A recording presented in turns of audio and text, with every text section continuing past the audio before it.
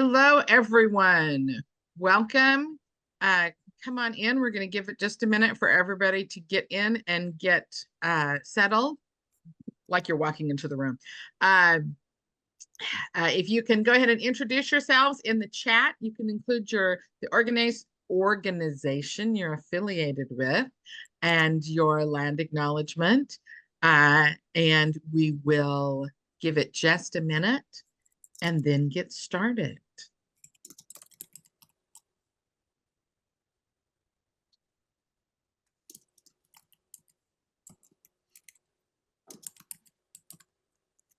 Think we're expecting about 65 people today, and so far we have 30. So I'm going to give it just another second.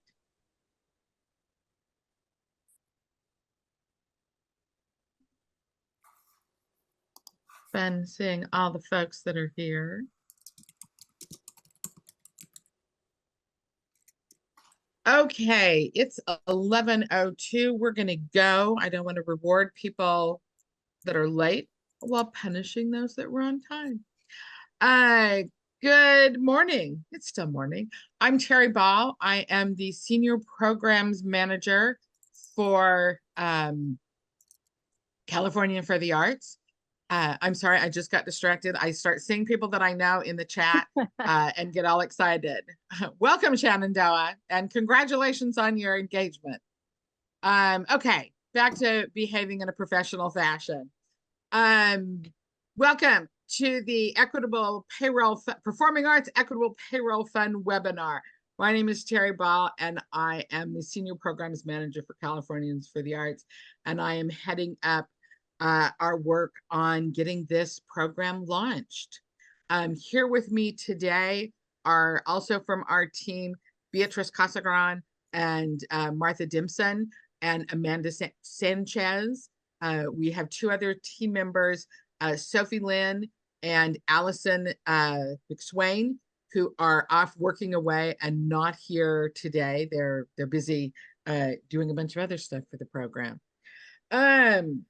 As I said, go ahead and introduce yourself in the chat. You can also leave contact information for yourself if you'd like to network with other folks. The webinar is being recorded.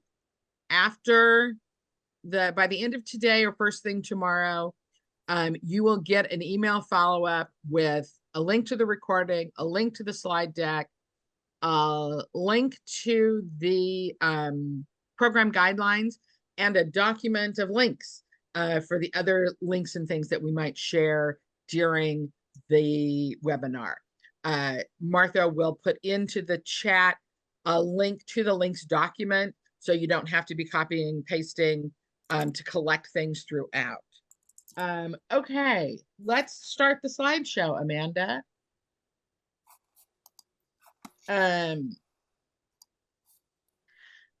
The program, as you may know, is run through the California Office of the Small Business Advocate, Cal OSBA. And then we at Californians for the Arts are managing the program. We want everybody to know and understand these are state funds. These are not California for the Arts funds. We are just here to administer and manage the program. Next.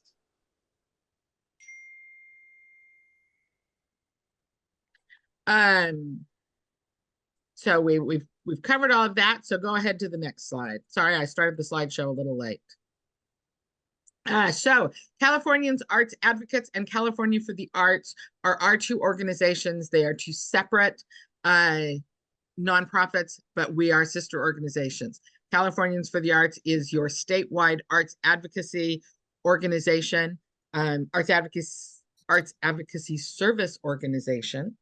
And CA Arts Advocates is the comprehensive actual lobbying organization. All right, next.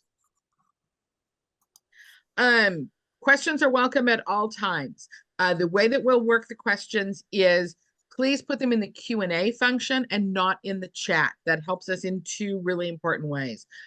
One, at the end of the webinar, we will pull the transcript of all the Q&A, and that will be included in the follow-up. If things are in the chat, those won't be included in those questions. And your questions help others, because we're putting these together and they'll become an FAQ on the website. And if you have a question, someone else probably does also. And so putting it in the Q&A helps us keep that organized. Also, Beatrice will be answering the questions as we go, and it's much, much easier for her to keep track of everything. So if you, again, not rewarding bad behavior, if you put a question in the chat, we'll just remind you to move it over to the Q&A, and we will not answer it. Okay. And what we're going to do is, as we go through, there's a couple of spots where we'll stop, and Beatrice will go over the questions that have come in so far. If at any point she sees a question that she feels like really needs to be addressed, or I've misspoken and created confusion, she'll stop us and we will address the questions and issues right there. And then we will also save some time at the end for Q&A. Okay, next. There are a few tips here that I think Martha has also, these are also included in that links document, so you can go there. But this is telling you how you can turn on the closed captioning. Next. And then here are some tips on how you can adjust the view, so you can see, because as you know, the view is for your computer alone. So you can adjust it so whatever works best for you in terms of seeing. Okay, next. Okay, the community partners. One of our big goals and important goals with this program is to make sure everyone who is potentially eligible in the state knows about this program. And there are two reasons for that. One of them is, obviously, we want to help as many organizations as we possibly can, because we know how very dire the need is right now. And the other reason is getting as many people as possible to subscribe for this program is the first step in our advocacy to making it an ongoing program. Right now, we have this 1 year of funding for the program. Because this is a state-run program, every year it will have to have new funds allotted to it. Right now, we have this one allotment. The battle begins now to get those funds replenished so that this can be an ongoing program. And we are working with this wonderful group of community partners around the state, including our friends from Dance Resource Center who are here with us today. But all of these different organizations are helping us spread the word and are co-hosting webinars. The webinars are all open to everyone. The content is all the same, but we're working with lots of different partners, with lots of different audiences to try to spread the word as widely as possible. Next. So here's the schedule of webinars. There is one webinar that has just been added that will be up on the website by tomorrow. We've just added one on February 25th with the Latino Theater Center in Los Angeles. And that one will be simultaneous Spanish language translation. So we'll get that up and get that out to everybody. But so if you know any organizations that would be helpful for, please let them know. And like I say, that one has just been added, so that's why it's not on your slide here. Next. Our co-host today, as I mentioned, we are co-hosting today with Dance Resource Center and Rael Dorfan, and I'm probably butchering that last name, Rael, I'm sorry, is with us, and would love to introduce you and have you say a few words about the Dance Resource Center. Thank you, Terry. Next slide, please.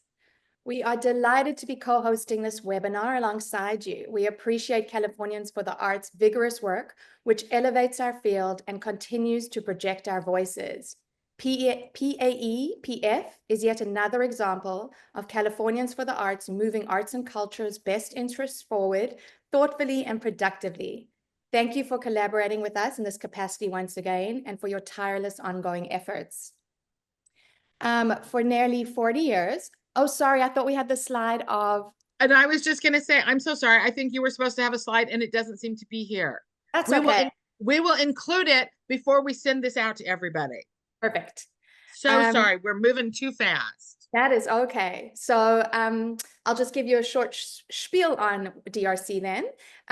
For nearly 40 years, the Dance Resource Center, DRC, has been and continues to be Los Angeles's central source for local dance. DRC offers an array of opportunities to enhance and empower the work of Southern California's creative professional. DRC services provide sustainable solutions for all genres of dance, all size companies and choreographers at all stages in career, so that artists can spend more time focused on creating and developing their skills and achievements in and for their respective communities. DRC convenings and workshops extend opportunities for the community to discuss current challenges in our sector while negotiating potential solutions. They cultivate collaborations to strengthen pivotal work across LA's broad landscape and provide access to vital resources to ensure healthy career longevity via programs such as Day of Dancer Health. DRC focuses on providing the community with crucial, highly subsidized infrastructure support, such as marketing and promotional services, fiscal sponsorship, and by sharing relevant resources via our free weekly newsletter, LA Moves. DRC also offers unique opportunity platforms, which include a community calendar, member portal opportunities page, a comprehensive dance directory, and a marketplace. DRC's agile programming targets immediate and direct needs, which include emergency relief microgrants and residency and performance opportunities via Homegrown. Homegrown supports creative development via free rehearsal space, residencies, and performance opportunities in collaboration with LA's finest institutions, including the Music Center, Lula Washington Dance Theater, Fusion Performing Dance Academy, UCLA, and more. DRC's mission is to enhance the profile of dance and support our community so they can thrive in the art of business as well as in the art of dance. To stay current on all things dance in LA, sign up for our free weekly newsletter by visiting our website, danceresourcecenter.org, and or visit our social media platforms at DRC_LA. Without further ado, I pass the mic back to the marvelous Terry Ball. Thank you so much. Okay, next. So before we dive into the details, I do want to take just a moment to celebrate because quite frankly, we would not be here without the advocacy of all of you. It was a multi-year, excuse me, adventure to get this program passed through the legislature, and then the budgeting, a budget allotment passed, and then a budget allotment saved last May. And that would not have happened without all of your hard work, your, sending of letters, showing up at rallies. And so, excuse me, I just want to take a moment to say advocacy works, to celebrate all of you and your contribution, and to remind you that the journey and the work begins anew right now as we advocate for more funding for this program and also for all other arts funding. Okay, next. All right, as we jump into what is the Performing Arts Equitable Payroll Fund, I want to take just a moment. I'm not sure if any of our friends from Cal OSBA are here with us today, but we are very pleased, but welcome if you are, and we are very pleased to be partnering with Cal OSBA on this program. They made a specific choice in setting up the administration of this program to partner with a service organization from within the industry, so that they had somebody that understood our industry, that could advise and help and make this process, while certainly guided and determined by the legislation and the statute that was passed. They wanted to make sure that the voice in charge was someone that understood the unique challenges of the small nonprofit industry. So we're very grateful to be working with them. It was created, the PAEPF was created specifically to support small nonprofit performing arts organizations with revenues under $2 million in hiring and retaining employees. And employees is the key word in that sentence. The fund reimburses a portion of payroll costs on a quarterly basis. The program's goal is to restore resilience and build sustainability in the sector through an investment in creative jobs. It is administered by the Office of the Small Business Advocate, Cal OSBA, and managed by Californians for the Arts. We are very excited. This is the first webinar where we get to announce this. We are excited that we now have an application portal open date. The portal will open on March 10th at 9 o'clock in the morning. Applications will then be reviewed in the order that they are received. Okay, next. Okay, who can apply? There are 2 separate applications. This opportunity is open both for 501c3 performing arts organizations and Model C fiscally sponsored performing arts organizations. We will go through many more details. For the fiscally sponsored applications, the fiscal sponsor does not need to meet the eligibility requirements to sponsor an organization. It's the fiscally sponsored organization that will need to meet those requirements. However, if as a fiscally sponsored organization, as a fiscal sponsor organization, if you also meet the eligibility requirements, you may apply for yourself as a 501c3 and also submit up to 10 applications for organizations that you fiscally sponsor. Okay, next. We're going to go over the eligibility criteria. This grant is a pretty straightforward proposition. There is no narrative. You are not going to be evaluated on the quality of your art. This is about a certain list of information and documents that you're going to provide, and that is going to establish your eligibility. As I said, it's open to both 501c3 and Model C fiscally sponsored organizations. So if you are fiscally sponsored, you have to be operating under what is known as a Model C agreement. You have to be presenting performing arts that are open to the public. You have to be hiring and paying workers as employees. This is very critical. If your workers are all independent contractors, then you are not eligible for the program because the only expenses that can be reimbursed and funded through the program are employees. That's W-2 payrolled employees. You have to be in compliance with the California sexual harassment training requirements. This is one that always causes people some confusion.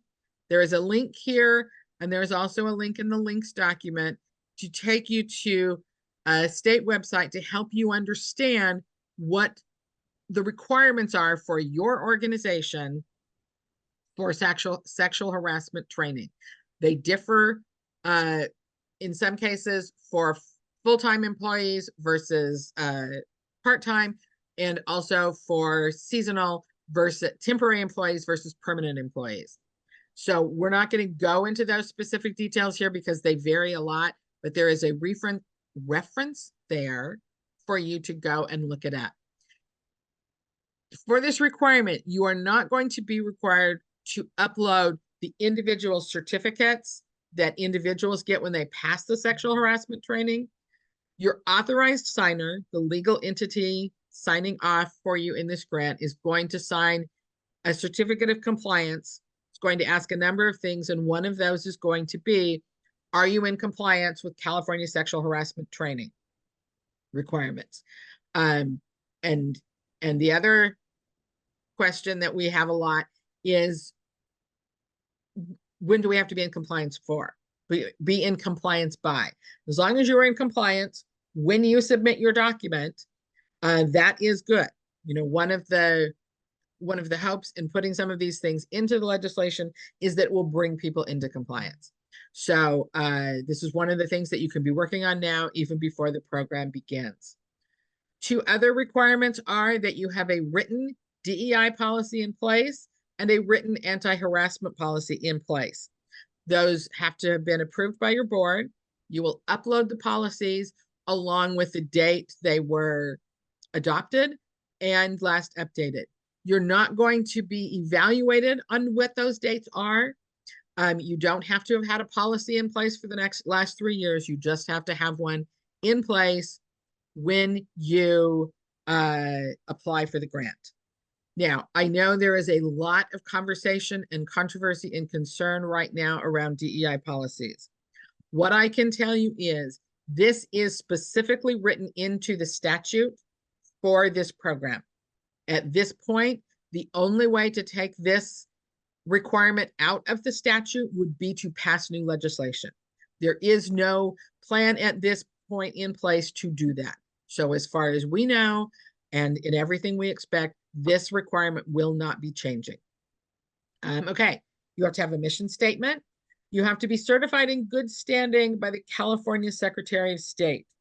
The link that is here and also provided is a link so you can go to the Secretary of State website, look up your organization, make sure that you are in good standing, and then there's a way there to download a certificate, and those instructions are included.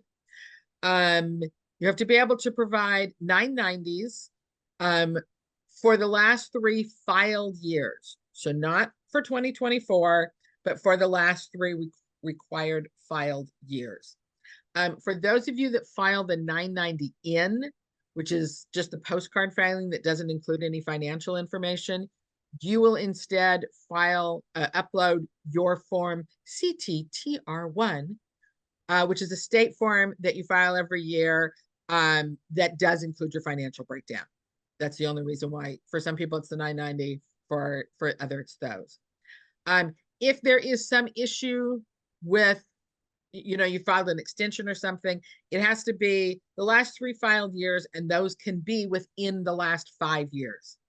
We understand these last few years have been rocky for everyone. And so if your 3 years fall in the last 5 years, you're fine there. You have to have adjusted average annual revenue under $2 million. And in a little bit, we'll go over how that average adjusted annual revenue is calculated. And you have to not fall under any of the list of ineligible organizations. Next slide. So this is the list of ineligible organizations. The goal of the statute is to support jobs in performing arts organizations. And some of the reasons for some of these is that in most of these cases, the performers are not actually paid adult professionals. So in situations where there are youth performers, those organizations are not included. For those of you who have organizations where this is about the people, not necessarily the content. So if your organization presents productions that are primarily geared in performance to a youth audience, that's not what this exclusion is about. If you have a main stage program, and then you also have a youth element, but your main focus of your organization is your main stage productions, then you're fine. For example, pulling from organizations here in Santa Barbara, Ensemble Theater Company, which is an equity professional theater company, has a youth program within it. They could be eligible. Festival Ballet, which is another organization here in town, which is a youth ballet training center that does some performances. The Festival Ballet would not be eligible. So just to kind of try to illustrate those two things. Next, what is reimbursable? This program works as a reimbursement. So you will not get funds now to spend in the future. The program is set up as a reimbursement of past payroll expenses. So let's first talk about this adjusted gross revenue. The reimbursements are done on a sliding scale. The smallest organizations, those under $250,000, receive the largest percentage of reimbursement. For their eligible payroll expenses, they can get up 80% of those reimbursed. Going down to the largest organizations, those between $1.75 million and $2 million, can receive 20% reimbursement on their eligible expenses. We're going to talk about those eligible expenses a little bit more in a minute, but it's important that you understand this tiered system and the percentages. To get to the adjusted gross revenue, you're going to take those three 990s that you are submitting, and there's going to be a chart. And for each 990, you're going to enter your total revenue off of your 990. And then, because we know sometimes organizations have revenue that impacts their total revenue, but doesn't necessarily impact their annual operating budgets. There are certain elements, certain amounts that you're allowed to exclude in calculating this adjusted gross revenue. Those would be specifically revenue earmarked by the grantor or donor solely for capital expenditures. You're doing a capital campaign, you got a $3 million gift to build a building. You do not have to calculate that into your perhaps $500,000 annual budget. A second category is any pass-through funds collected for the benefit of another organization, like a fiscally sponsored one. If you have money that is in your annual revenue but does not contribute to your annual operations, you can exclude those funds. The final category, which is worded kind of strangely, is funds received pursuant to Section 8753.6. What this refers to are California Arts Council funds, but not the general public program grant funds. This is only funds that are received through the Keep Arts in Schools Fund and the Arts License Plate Funds. This is not any of the annual CAC programs. So the way this will work is there will be a form that you will download, and it's going to first ask you, what's your gross revenue? And then it's going to say, do you have revenue earmarked for capital? Do you have pass-through funds? And do you have funds pursuant to from these special California Arts Council programs? Then the form will do the calculations. It will ask you these things for the 3 years. The form will do the calculations, and it will tell you what your what your adjusted gross revenue is, and then you can look back to this tier to know what your reimbursement percentage would be. For if you submit funds that you want to have eliminated based on any of these 3 criteria, you will have to produce written evidence of those funds. If for this final category, the California Arts ones, if you don't have a letter that says, these are funds from Keep Arts in the School listed specifically, or these are funds from the Arts License Plate Funds program, then you don't need to worry about the CAC one, because this is not your regular CAC grants. Okay, next. Oh, this is our first spot of what is reimbursable. So the things that are specifically eligible for reimbursement: employee wages, workers' compensation expenses. This is your annual workers' compensation premiums, not like if you have workers' comp payouts. Pension, retirement, and health expenses that the employer pays, and payroll and paymaster fee, payroll processing fees. And how this is calculated is per employee. So for each one of your employees, you're going to, again, have a chart that you fill out that adds up employer wages, their portion of your workers' compensation expenses, their portion of the pension, retirement, health, their portion of payroll expenses. The thing that is not reimbursable is any form of payroll taxes. So that's both federal and state, and unemployment insurance. So the amount you pay to the state, this is not SDI, this is the amount you pay to the state for unemployment, you the employer, is not reimbursable. And the amount you pay for taxes is not reimbursable. And the amount that is withheld from your employees' wages is not reimbursable. So in the form, one of the things it's going to ask you is to enter the taxes withheld from your employees, and then the form will do the calculations for you. All right. Now, before we go next, Beatrice, how are we doing question-wise? First, take a breath. Interestingly, I just got 2 questions in a row about whether QuickBooks payroll module fees be reimbursable, and I believe the answer to that would be yes. Yes. The fees for the payroll module itself, not your subscription fees in general for QuickBooks. So it would have to be something that is directly part of the payroll process. Exactly.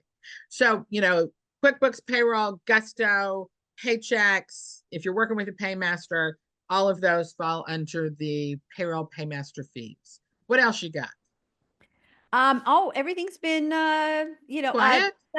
No, we've been having lots of things, but let's see, production history, you do need a 3-year production history. So that came up. And we'll go over that in more detail in just a minute. Yes.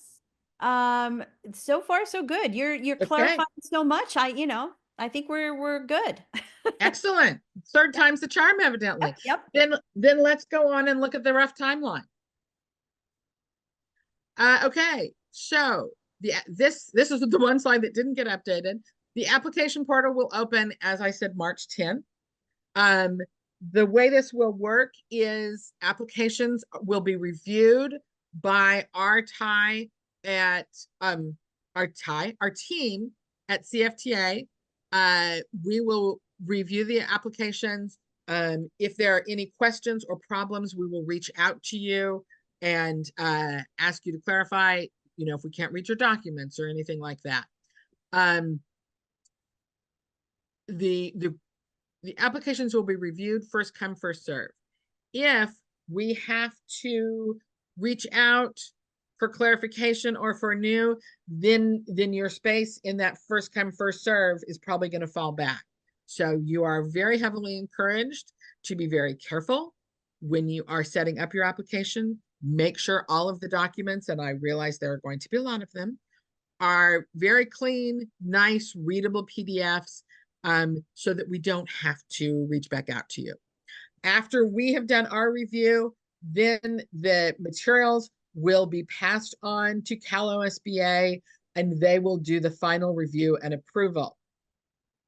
Along with your application, and you're going to submit the documentation for the first 2 quarters of payroll reimbursements. We're going to go over that more thoroughly, but the reimbursements for the program cover 4 quarters. It's a year-long grant. 2 of those quarters are retroactive and 2 of them are upcoming. So the quarters are Q3 of 2024, Q4 of 2024, Q1 of 2025, and Q2 of 2025. So with your application, you're going to provide your documentation for Q3 and Q4. So that way, once we get to this step where we've reviewed it and either contacted you to say, no, unfortunately, you're not eligible, or we've moved you on to Cal OSBA for final approval, then you're going to get a grant agreement. And once you sign your grant agreement and return that, then Cal OSBA will begin processing those first reimbursements for Q3 and Q4. Now, Cal OSBA is a state agency, which means we got state bureaucracy, so things are going to move slowly. So the anticipation is from when we get your grant agreement back It will be 45 to 90 days before you receive your payment. What this means is you want to be sure that you are as responsive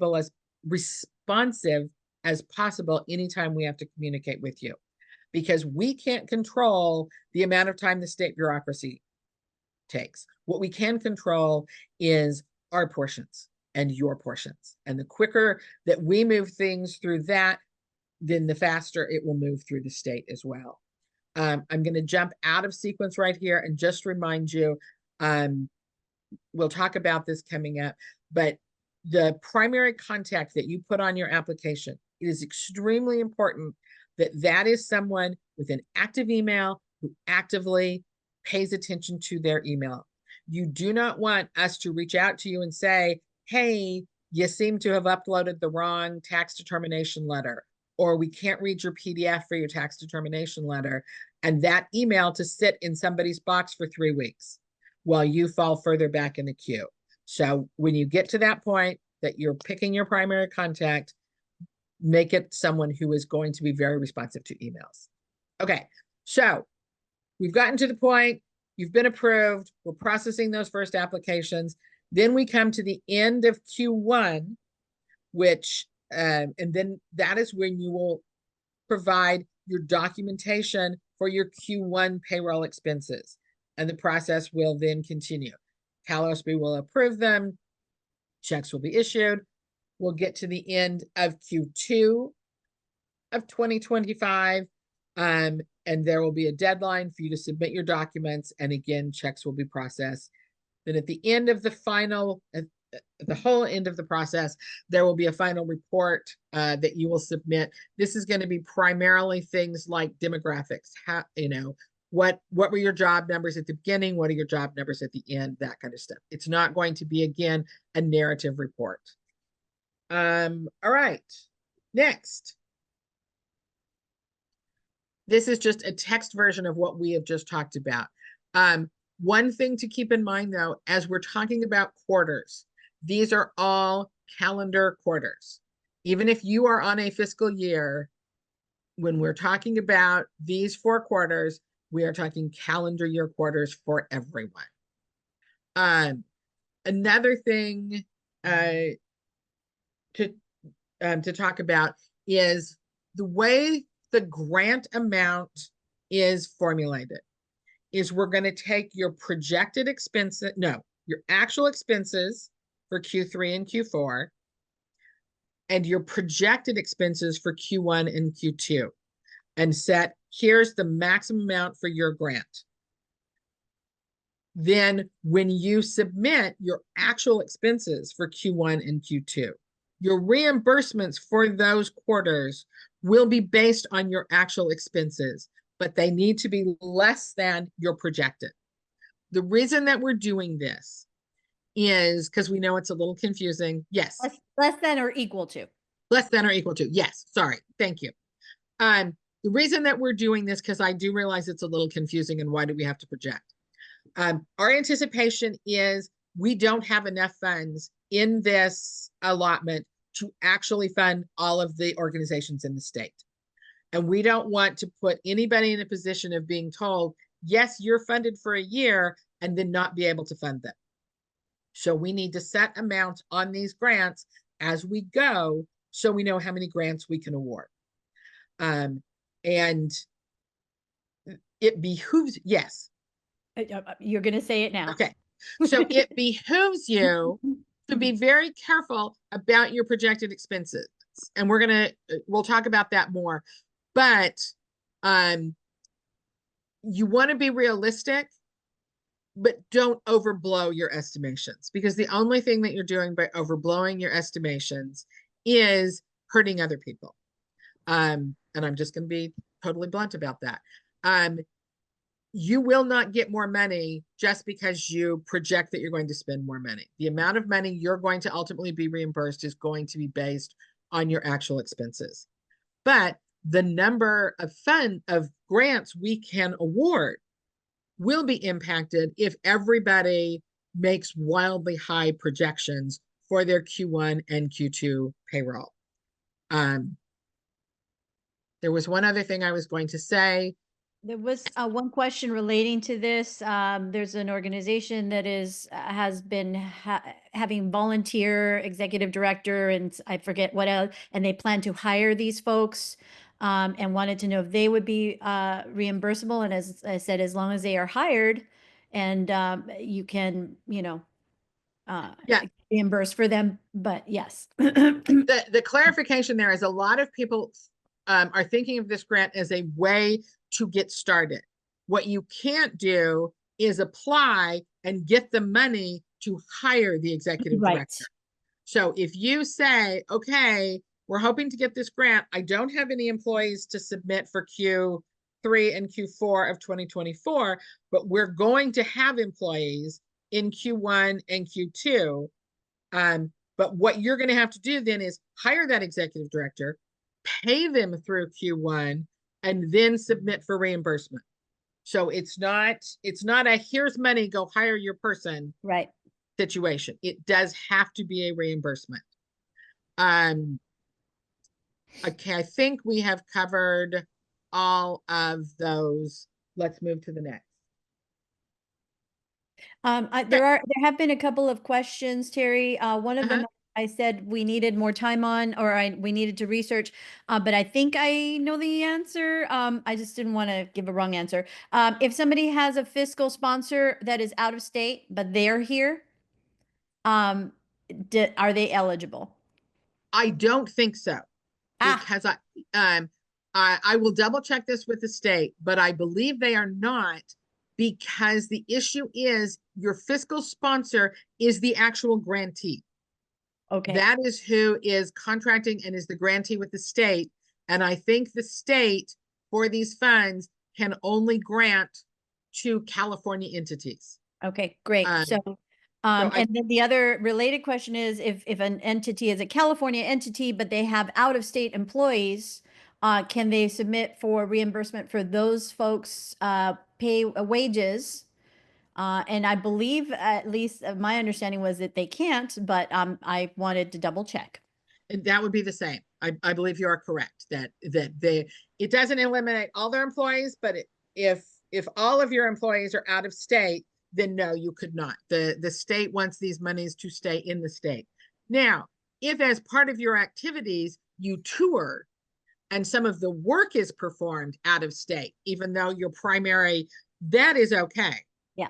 But you do need to be paying California residents. Yeah. Okay, so now let's talk about the actual application process. We are using a system called GoSmart. It's a grants management portal. It actually it covers 3 or 4 different states. And so if you have in the past applied to a grant through another organization through the GoSmart portal, you are going to want to set up a new account with the specific portal for Californians for the Arts. And there'll be a link. So go ahead to the next slide. This is, again, something you can do right now. You do not have to wait for the application opening date to do this. Go to GoSmart, look at the tech tips page, and set up your portal, or set up your account. You can go ahead and go on to the next. Other things to know, once you do set up and once you're doing the application, you do not have to complete the entire application in one setting. You can come back. Also, there's a navigation bar on the side where you can jump around. If there's one part of the application that you're so excited to do, you want to do it first, you can navigate to the different sections. You do not have to complete them in order. All right, so to create an account, an important thing to keep in mind is that you want to create an organization account. This is an organizational grant, and only organizational accounts will be allowed to apply. So do not set up an individual account. There is some of your organizational information you will need to set up your account, and that is listed here. This information will all get fed into your account itself. You do not have to, you won't have to repeat this. This, with a fiscal sponsor, This information, when you are setting up the account, this is all about the fiscal sponsor. The fiscally sponsored organization will come later. This information here is about you as the fiscal sponsor. This is also, when you're setting this up, where you want to put careful consideration into who is your primary contact and who is your authorized signer or authorized signatory. Your authorized signatory needs to be someone who is on your statement of information on file with the Secretary of State as an officer, not just as the agent, but as an officer. You can check who those people are when you go check your status at the Secretary of State from the earlier link. The person who is the contact for this account does not need to be your authorized signatory. This can be your primary contact. They can be the same person if you want. They do not have to be. But the primary contact is what you want to make sure is someone who is actively monitoring their email and can communicate with us and with, you know, the authorized signer. One of the things that you will be asked when setting up your account is for your state assembly and senate district. It says state house district because, again, these questions were not designed by us. This is part of the Go Smart portal account. We will use the information, but we couldn't design how they're questioned. So here it should say state assembly district, but the state house district, that's what they're talking about. And there is a link there and also in the document, so you can look up who your state legislators are if you don't know your districts. Okay, let's go on to the next.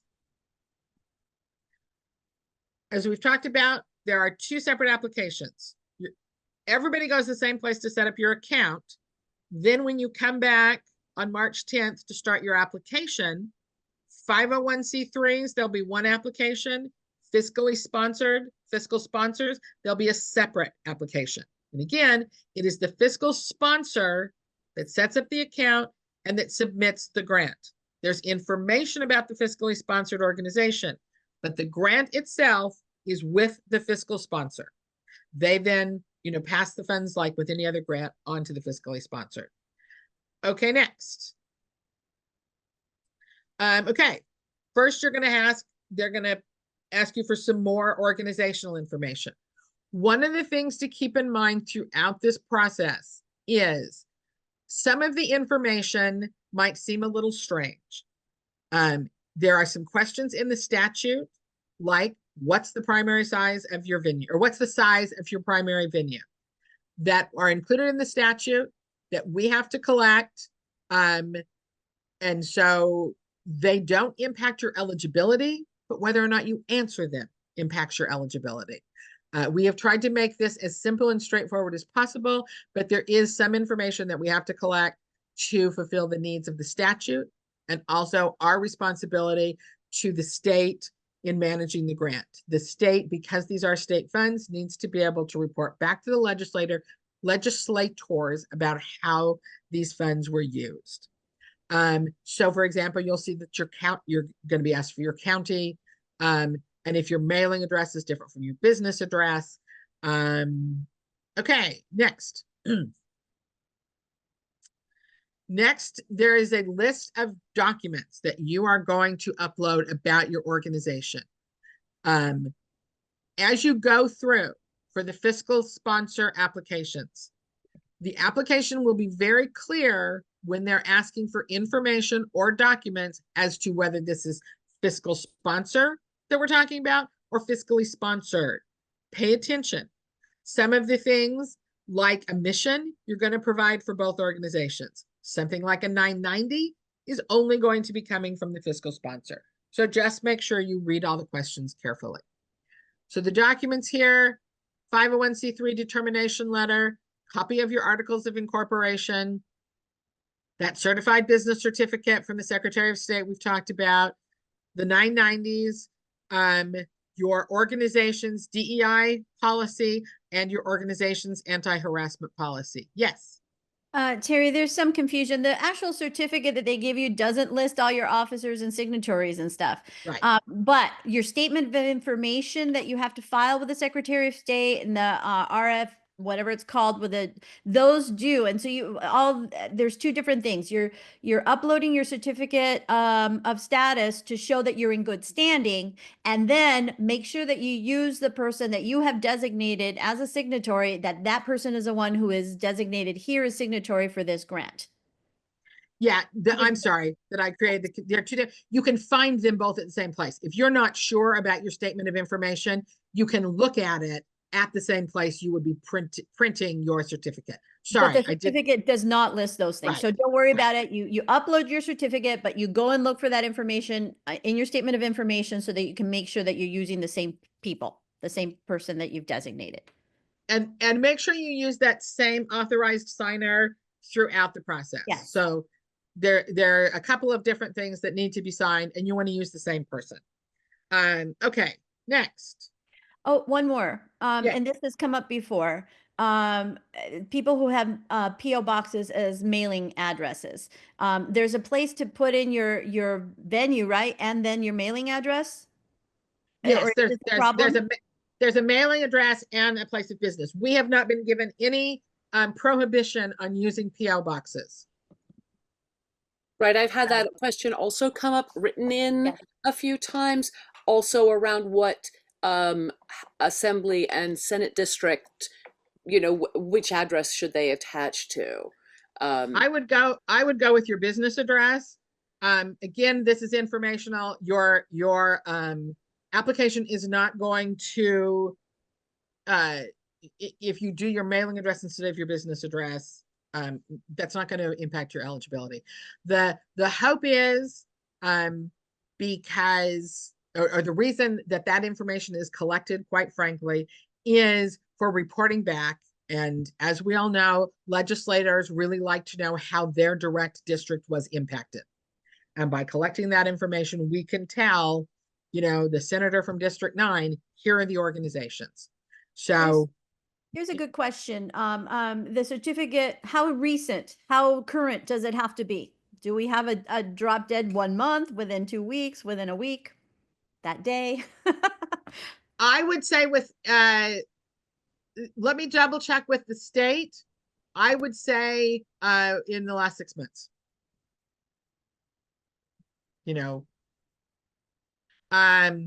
Okay. Are we good? Terry, are you talking about the statement of information? The No. certificate No, of the certificate. status. Yeah. Okay. Next. All right. First, you establish that you're an eligible organization with the first set of documents. Now we're going to establish that you are presenting live performances to the public. And for this, you're going to, and there's a lot of threes in this explanation. I apologize for that, but bear with me. You're going to select 3 productions from the last 5 years. And for each of those selected productions, you're going to submit 3 pieces of evidence. You select those 3 pieces from this list of 6 things. So for example, in 2021, you did a production of Angels in America. And for that, you're going to go to the list of 6 and you're going to submit perhaps a box office report, evidence of paid advertisement, and a review. Then a second production from a different year, you're going to say in 2023, we produced The Shot. And I'm going to, for this one, to show that this actually happened, I'm going to provide evidence of paid advertisement, a review, and a playbill. Then for my third, I'm going to say in 2024, we produced Helvetica. And here's a box office report, here's a social media post, and here's email campaign posts. All of these documents are going to be provided as PDFs. So again, This is all stuff you can begin preparing now. Put them together, make your PDFs, make sure they're under 10 megabytes, double check your PDFs that they're clear and visible on the computer, and put them in a nice folder so that you're ready to upload the day the application opens when you go to apply. All right. This is another stopping point I had for questions. Do we have anything new, Beatrice, or are we Well, good? I just got a question. Does a workshop or community choir series qualify as a production for adults, or is it only performances? I don't think that a workshop would qualify. I think, but I think we need more information to be able to answer that. I think we do. My first question would be, is it paid? Yes. Both are the Right. performers paid, and is the event paid? Yes, is it paid and is it public? Yeah. One thing that I will say throughout this entire process, everything that you're going to be providing in documents are PDFs. If there is something strange or you feel out of the ordinary or needs more explanation, you can always put a note in with your document. You know, if there's something about your particular document that you think might cause concern, might cause confusion, I would encourage you to go ahead and include a note. That doesn't mean, you know, that there won't be an issue, but more information is good. Okay, so if there's nothing else, Beatrice, we'll go on to the next. We can go on. Okay. So I know this is a really dense slide. We're now going to go through the monies portion. The first table, and this table will be available beforehand, so you can download it and start putting your information together. This is the income table that we talked about. So for your 3 years, represented by your 3 submitted filed 990s or CTTR1s, you're going to first enter your total revenue. Then you're going to enter any of those donor restricted funds for capital expenditures. Then there'll be a space to enter the pass-through funds that you collected for another organization, or 0 if you don't have any of these. And finally, the funds received through those special California Arts Council. The form, you're going to do that for each of the 3 years. The form will then calculate what your adjusted gross revenue is, so you can go back to the pretty chart and see what your tier of reimbursement is going to be. If you enter anything under the exclusion columns, you will then have to upload your documentation to verify those funds. Next. Okay, now we're going to talk about your payroll expenses. There will be 4 different charts that you're going to complete. Again, these are PDFs. These will be available beforehand so that you can start setting them up and filling them in, so you're not doing that like a crazy person when you're trying to submit your application. The first form will be for Q3 of 2024. So these are all actual expenses. On the form, you're going to break this down by individual employees. You're going to put in their name, and then you're going to put in their hourly wage. Regardless of how they are paid, you're going to calculate it into their hourly wage. If they are paid multiple wages, some people have people that they hire in different capacities. Some days you hire them as a performer, they're multi-talented, and so other days you hire them as a scenic artist, or, you know, a grant writer. If you pay someone different rates for different work, that's fine. On this particular line, you're going to enter the lowest hourly rate you have paid them in the quarter. This number is not calculated as part of your reimbursement. One of the requirements of the grant is that you pay at least minimum wage. And this is the prevailing minimum wage for your place of business. So if your city or county has a minimum wage that is higher than the state, then that's what you have to be in compliance with. There is a link in the resources that shows you where you can go and find out what the minimum wage is for your area, in case you're not up to speed. So that's the hourly wage. Then the next series of informations, this is where the tabulations are going to begin. The first thing you're going to enter is the gross wages that you paid somebody for the quarter for Q3. Then you're going to calculate, you're going to take your health and welfare, retirement, pension benefits that you paid, calculate them per employee, and you're on this line, on Susie's line, you're going to put the amount that you paid for Susie for these expenses. Then the next one is your payroll processing expenses. What did it cost you to process payroll broken down by employee? Then you're going to do the same thing for workers' comp expenses. I understand workers' comp in particular, for many people, depending upon how you pay your workers' comp, is not necessarily broken down by individual. So if you pay a flat premium with workers' comp, you then will need to do the calculations of, I pay $1,000, I have 10 employees for the quarter, you know, this is how much for the quarter, this is how much for the person.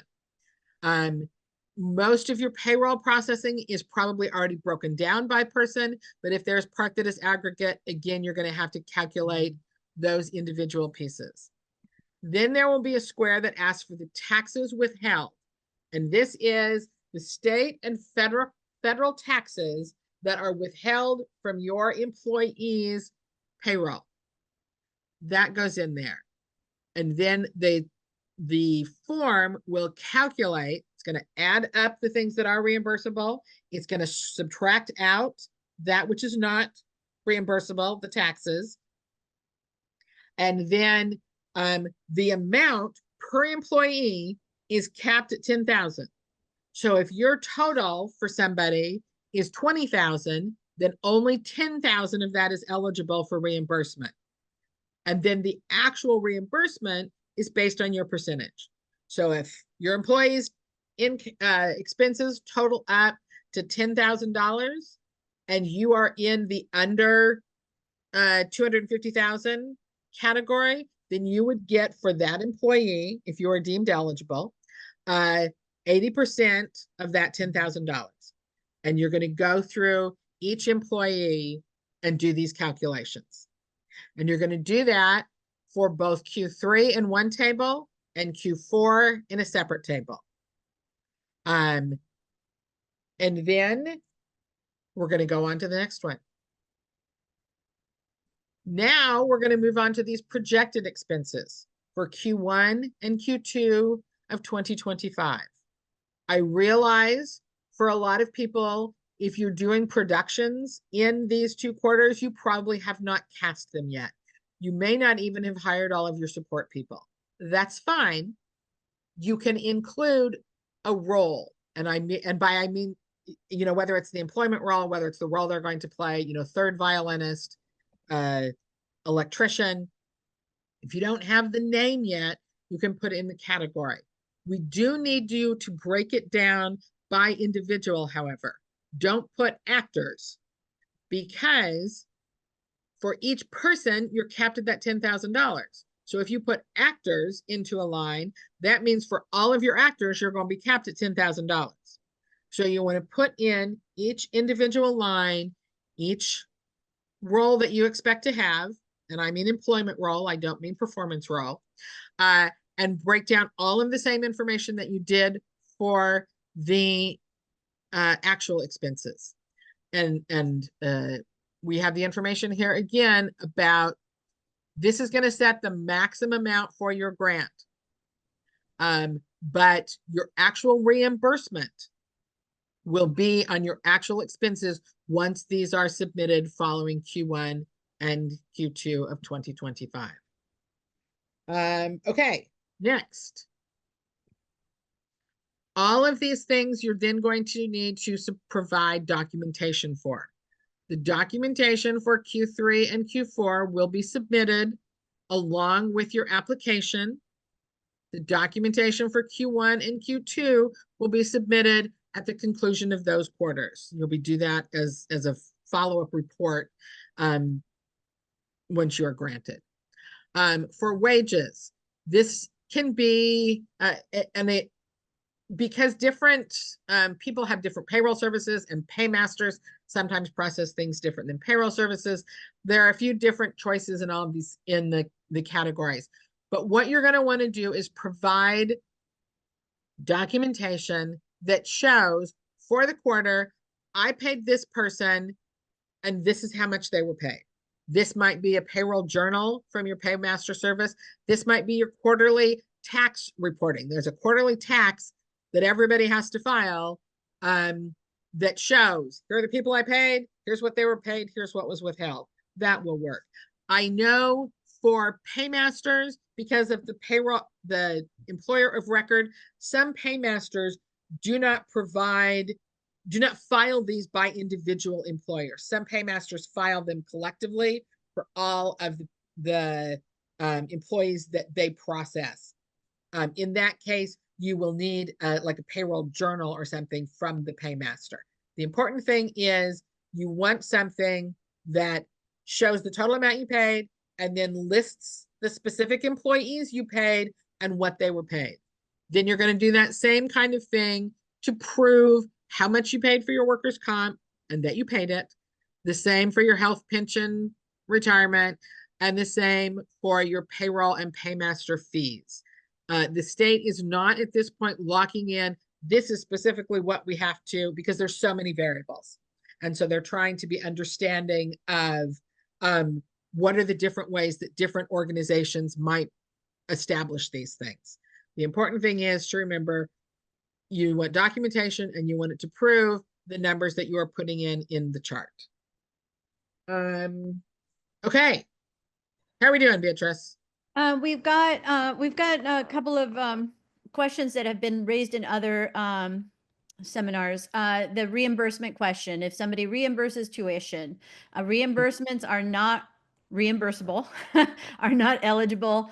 Wages are eligible. So if you're paying something as a bonus or something and it's part of the payroll and you deduct taxes from it, et cetera, and it's included in wages, then it's reimbursable. However, if you have a reimbursement program where an employee submits, a workshop cost and you reimburse them for that, that is not. And that's it. For some people, they do like a phone stipend or a telecommuting stipend that is included in wages and is not listed out separately on your payroll listing. It's just in the total wages. In that case, it is. If you do that as a cell phone reimbursement, and that is non-taxable and is paid with your paycheck, but not part of gross wages, then that is not reimbursable. If they're pretty much the thing to go on, if they're paying taxes on it, then it's part of your gross wages. If it's listed under gross wages in your payroll records, that's what you can include. What else you got? Do you have to send the same workers' comp premium statement for each employee? I think they're meaning you don't have to submit a different statement for each employee. Right. I think they're asking about how to figure out how to allocate workers' comp premiums. With the workers' comp, with any of the premiums, with any of the evidence where you have done calculations. So you say, okay, I got a workers' comp premium that's $2,500 for the year. And this is how I calculated out the per employee cost that I included in my form. Put that narrative, I told you there will be no narratives. There will be a narrative and there will be math. Put that explanation of how you came to the figures you included in with your documentation.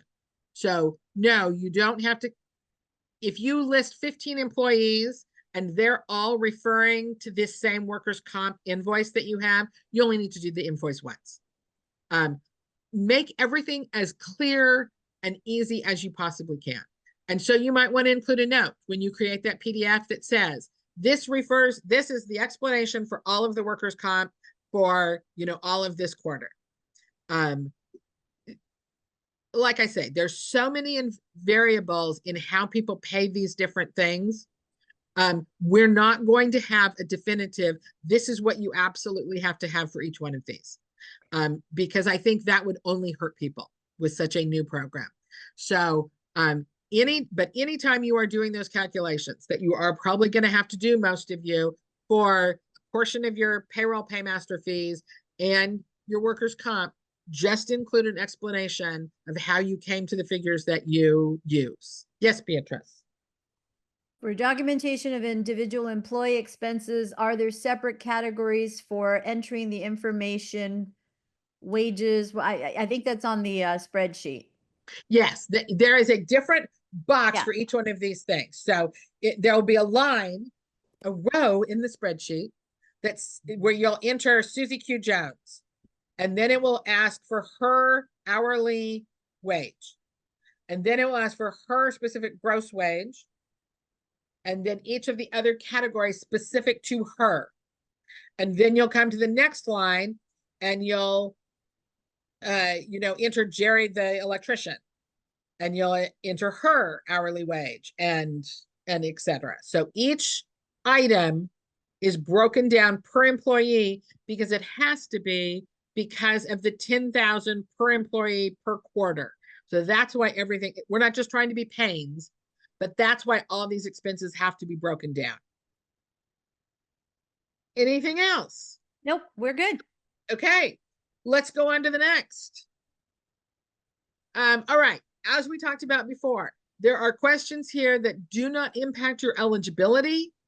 They're just information we have to collect. So you can't be eligible if you don't answer them, but how you answer them will not impact your eligibility. Okay, next. One of the things that you will need to do, and this will be prepared by your authorized signatory, is there is a certification of compliance. This is a downloadable PDF. You can download it before, and there are a number of statements that you are going to certify are true and correct. There's one of these for 501c3s. There's a different one for fiscal sponsors, because both the fiscal sponsor, authorized signer, and a representative from the fiscally sponsored organization will sign off. This is things like, yes, we're in compliance with the sexual harassment. Yes, everything we've said is true and correct. Yes, we will spend the money properly. Okay, so this you can download beforehand. They're going to sign it. You're going to initial it a bunch, sign it, and then you're going to have it prepared as a PDF to re-upload. Yes, Beatrice. This is a good time when for us to talk about some folks who have employees who they sometimes pay and sometimes have volunteer.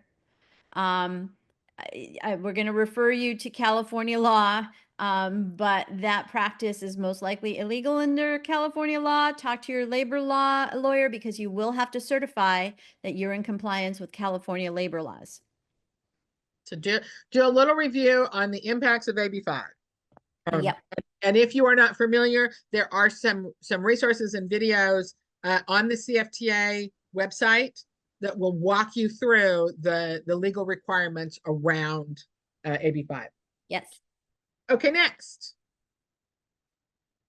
Yay! You are to the point that you will have submitted.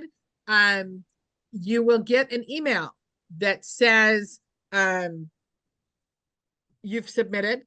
If you don't get an email after you think you've submitted, then log back in and make sure it says that you submitted, and or email the PAEPF handy email and say, oh my goodness, can you check and see what's going on with my application?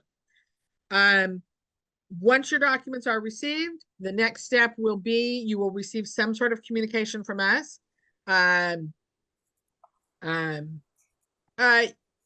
Yes, we do have that link. If it's not in the links of docs, we will include it in the links of documents once those go out this evening. sorry, if you don't have that in the, because we do have that That's great. for the certificate of Certifications. Yep. Thank you.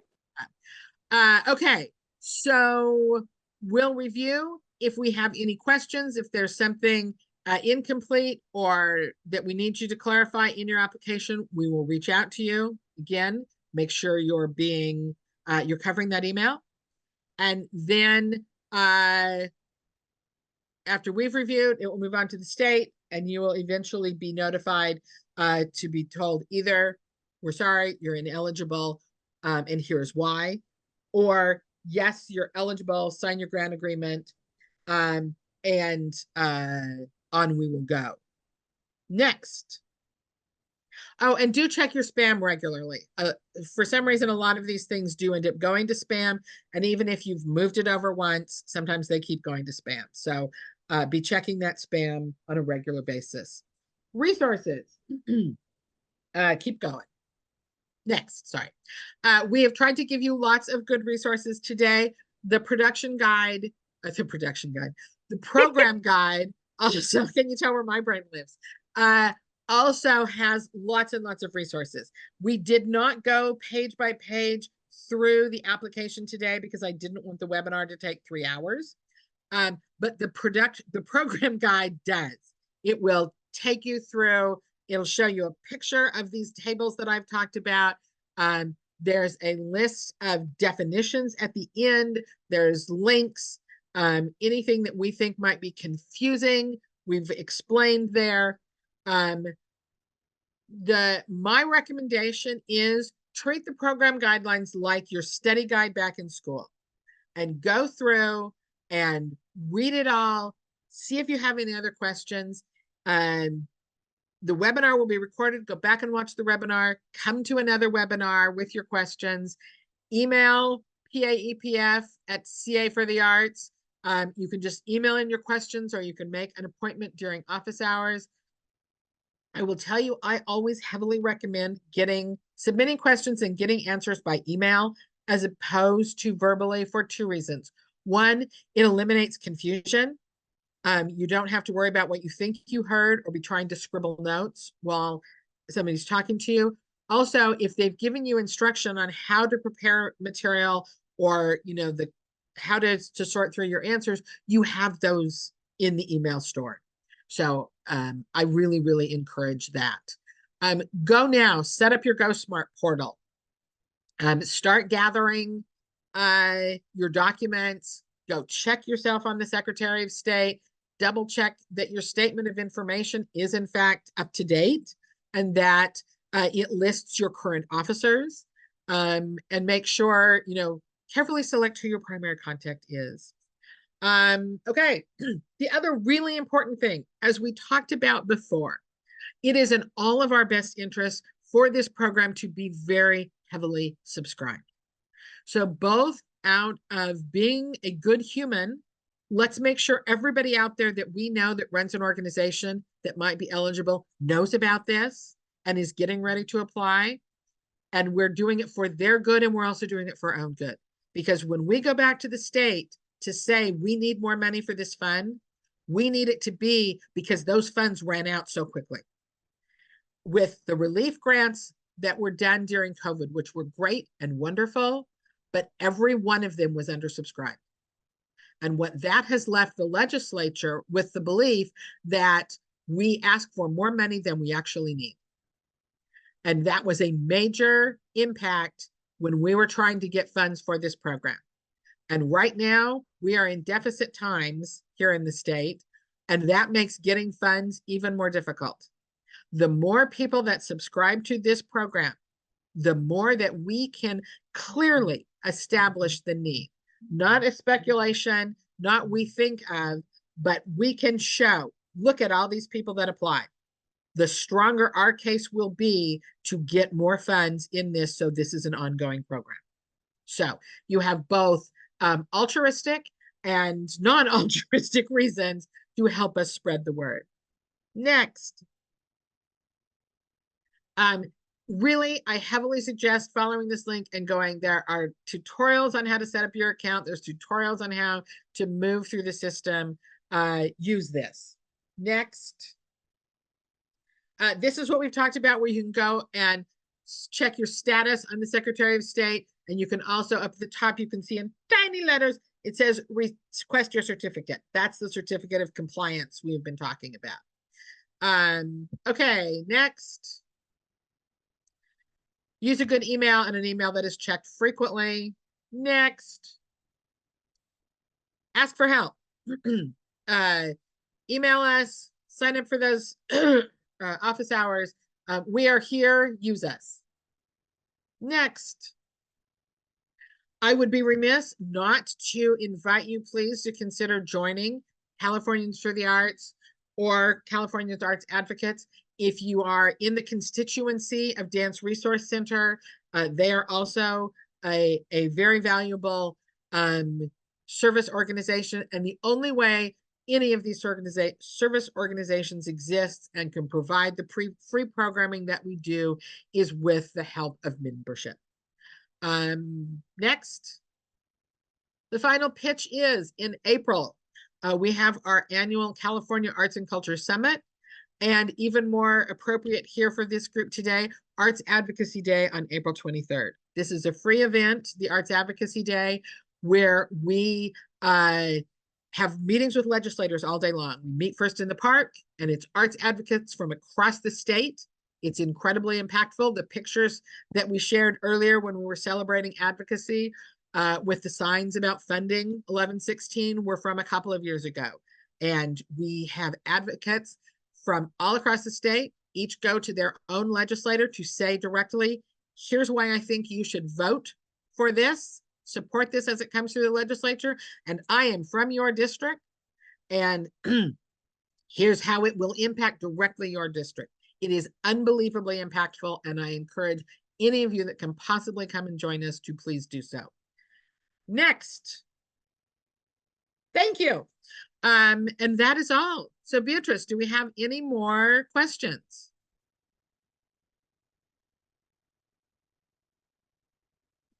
You are muted, my dear.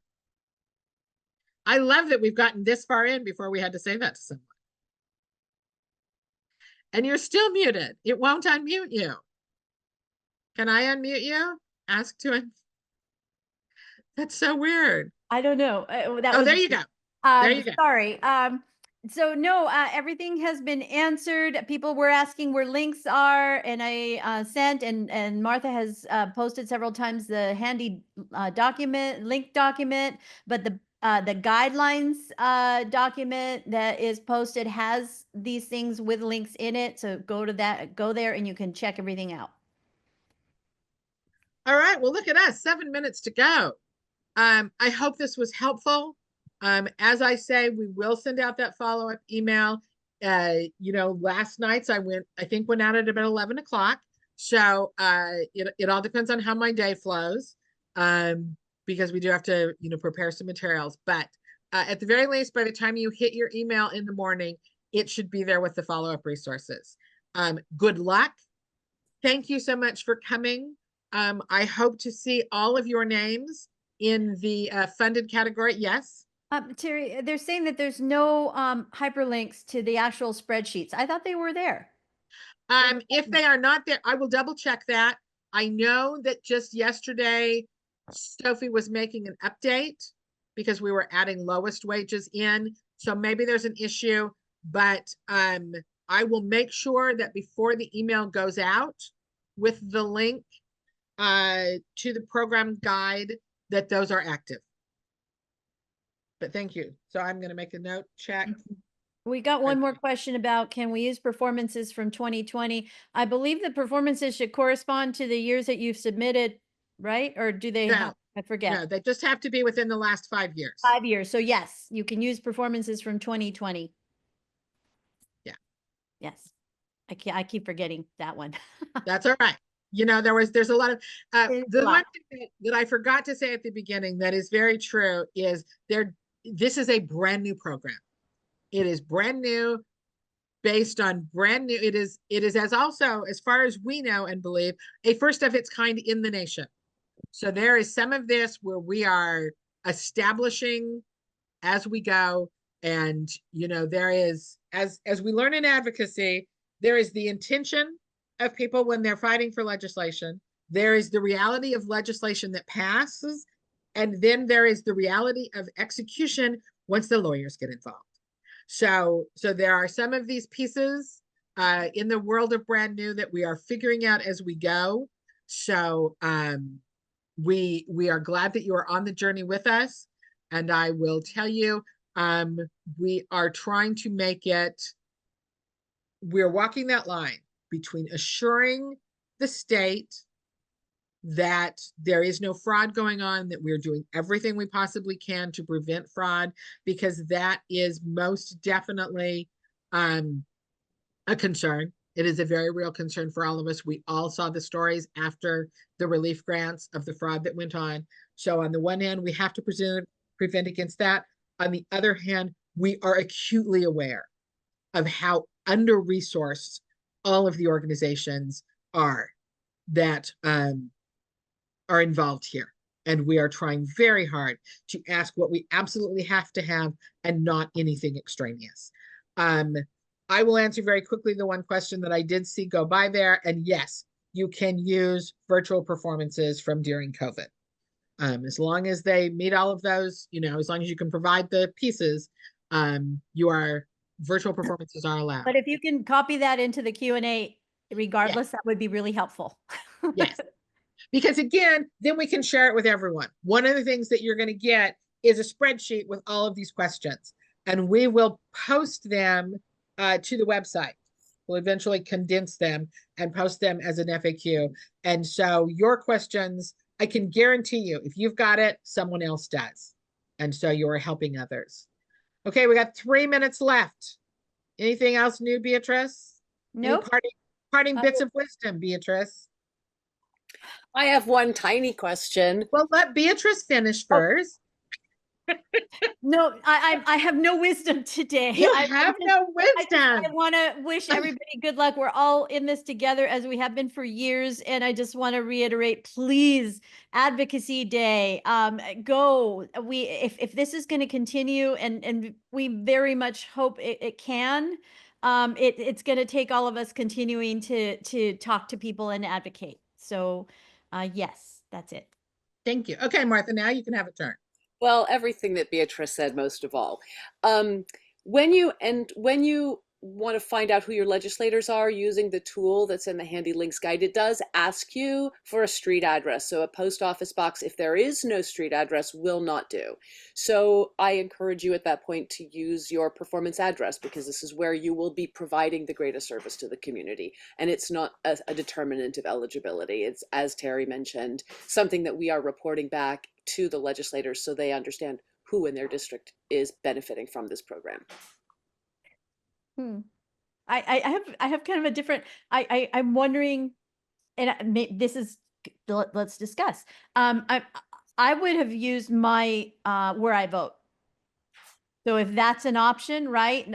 For example, being a little tiny company, and now I'm talking as Beatrice Ophelia's Jump, our business mailing address is my home address. And that's who I would use, because that's who is depending on my vote. But I mean, either way, use your judgment. And I think both are very valid choices. The reality is, when we come to something like Advocacy Day and people sign up for meetings with legislators, frequently people that represent arts organizations will sign up to their home address, who they physically vote for, to the venue where their performing organization presents. And if you are, as you know, if you are in a more densely populated area, like some of the places in Southern California, maybe your performance venue draws from more than one district, and people might go visit those other districts. The important thing is that when you choose those legislative districts, it is a district that is impacted by your programs and your programming. Yep. That we can say to the individual legislators, and if you think they don't ask, you're crazy. Here is how your support of these funds directly impacted your constituents. And when we have a list of 10, 15, 5, 25 different organizations that, one, I have been in the meetings, that 100% impacts how they listen and how they act. And it is almost always the first question. Yep. As well it should be. I mean, that's not a criticism at all. That's what they should be thinking about, is not just, you know, is this good or bad? First, I want to know how it impacts my constituents. And you are a much, much more powerful voice to tell them that than any of us. In addition to working with CFTA, I run a theater in Santa Barbara. And one of the things I say to every audience is, you want to know how to help a small performing arts organization? Tell your friends, because what you say means more than any performing arts organization can say about themselves. The same is true with advocacy. Your voice, your phone call, your email, you're going into the face of those legislators to say, I'm in your district. I'm dying. Oh, excuse me, I've got no voice today. Means more to them than anything we as the service organizations, we as your advocates can do. So if you take nothing else, take that. And on that happy note, advocacy works. Good luck. Ask for help. Use the resources. And I look forward to celebrating with all of you. Thank you. Yay.